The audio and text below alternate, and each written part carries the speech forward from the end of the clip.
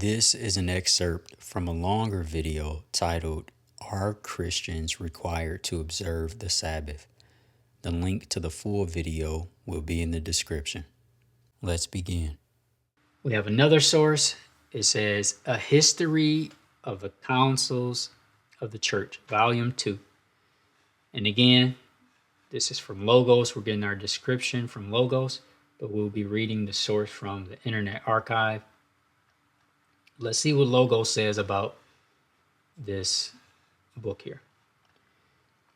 It says, this work is widely recognized as a classic of ecclesiastical history, based directly on the primary sources. Charles Joseph von Heffel reconstructs the most significant church gatherings from the Council of Jerusalem, depicted in the Acts of the Apostles, to the Second Council of Nicaea in 787. This was the period of the undivided church, when East and West were united and governed primarily through periodic gatherings, the most famous being the 7 ecumenical councils. Ecumenical just means, I know this came up earlier, ecumenical just means that you have a bunch of different people from different churches coming together.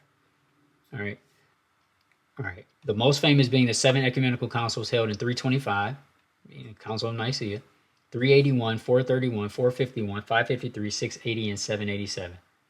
This history clearly and thoroughly explains the major issues dealt with at each council, including clear descriptions of the numerous heretical movements of the early church. It also describes with great details the politics surrounding the calling and conclusion of the councils. All right.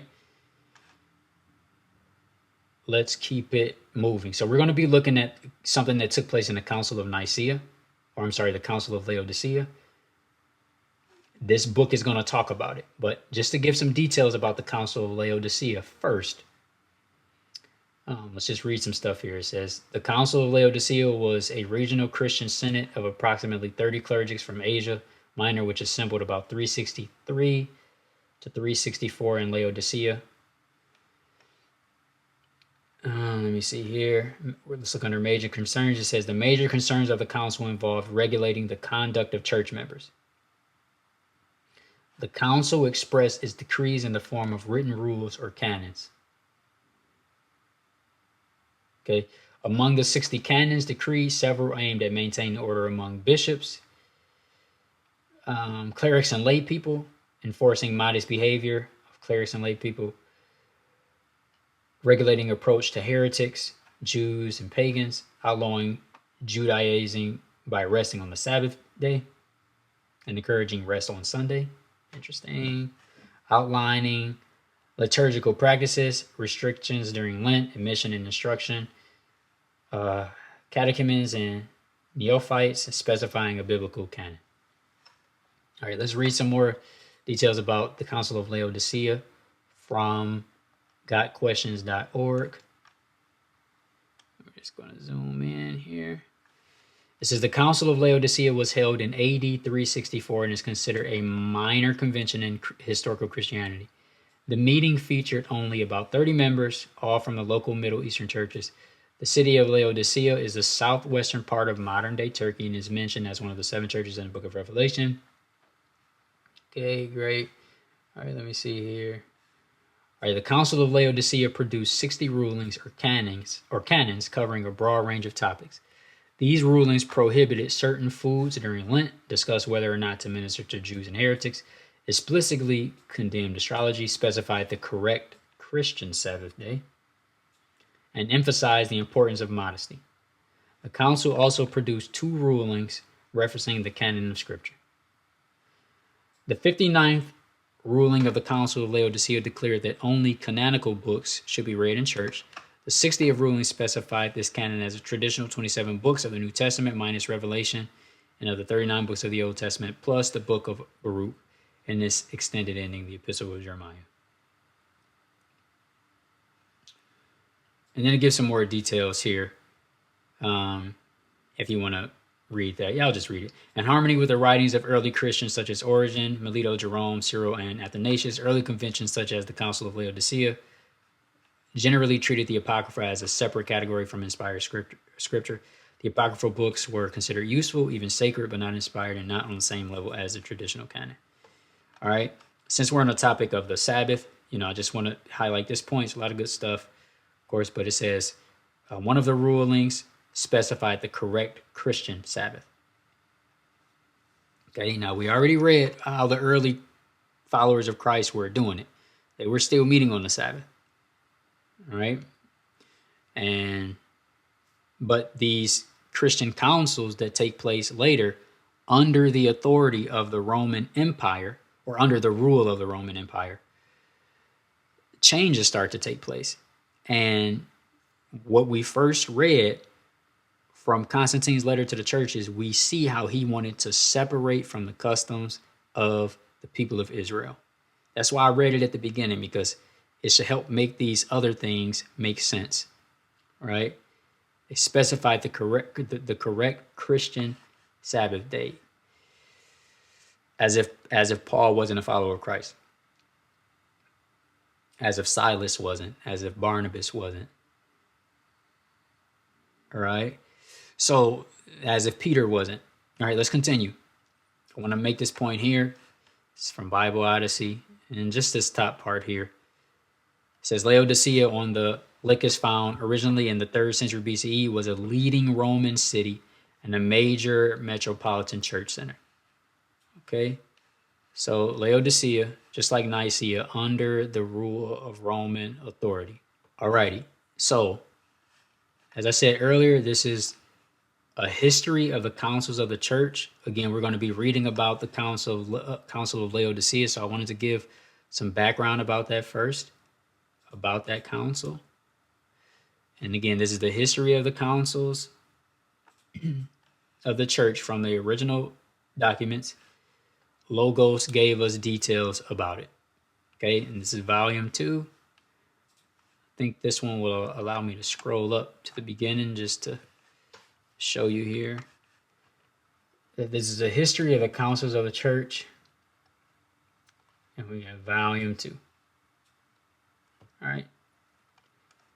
And it says presented by the Library of the University of Toronto. Okay. So it's all good. Just want to show you what we're reading from here. All right, let me get back to my page. Boom. All right, so page 316 of this document. And again, this is about the Synod of Laodicea. We read and got questions that the Council of Laodicea, we read about what it was. Or I'm sorry, we read about it here. So the Council of Laodicea was a regional Christian synod. So let's go ahead and give this a read. Page 316. History of the councils. This is one of the rulings. It says, Christians shall not Judaize and be idle on Saturday, but shall work on that day. But the Lord's day they shall especially honor, and as being Christians shall, if possible, do no work on that day. If, however, they are found Judaizing, they shall be shut out from Christ. So according to this council, we just read Paul and Barnabas, Paul and Silas. We read the earliest believers were still gathering on the Sabbath. But according to this council, 300 years later, it says, Christians shall not Judaize and be idle on Saturday. Paul and Silas, Paul and Barnabas, they were followers of Christ. And he said, if, however, they are found Judaizing, they shall be shut out from Christ. So they're going to lose relationship with Christ if they keep the Sabbath. This is what this council is saying. Again, this city is under Roman rule, under Roman authority. And this is a council in Laodicea.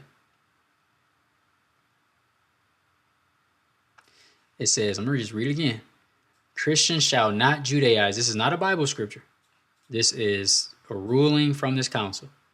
It says, Christians shall not Judaize and be idle on Saturday. Why would he have to say this if people weren't keeping the Sabbath? Why would he have to make this decree if people weren't keeping the Sabbath? He wouldn't have to say anything. It would be nothing to say. Everybody would be worshiping on the first day of the week. It would not need to be addressed. So the fact that he even has to say anything shows you that there were Christians still keeping the Sabbath. There were followers of Christ still keeping the Sabbath. I'll read it again for the people in the back. It says, Christians shall not Judaize and be idle on Saturday. Let me compare that with what Exodus says. 6 days you shall labor and do all your work, but the seventh day is a Sabbath to the Lord your God. On it you shall not do any work. But they say, Christians shall not Judaize and be idle on a Saturday. So God says, rest on the Sabbath. The council says, work on that day. It says, but the Lord's day they shall especially honor, and as being Christians shall, if possible, do no work on that day. If, however, they are found Judaizing, they shall be shut out from Christ.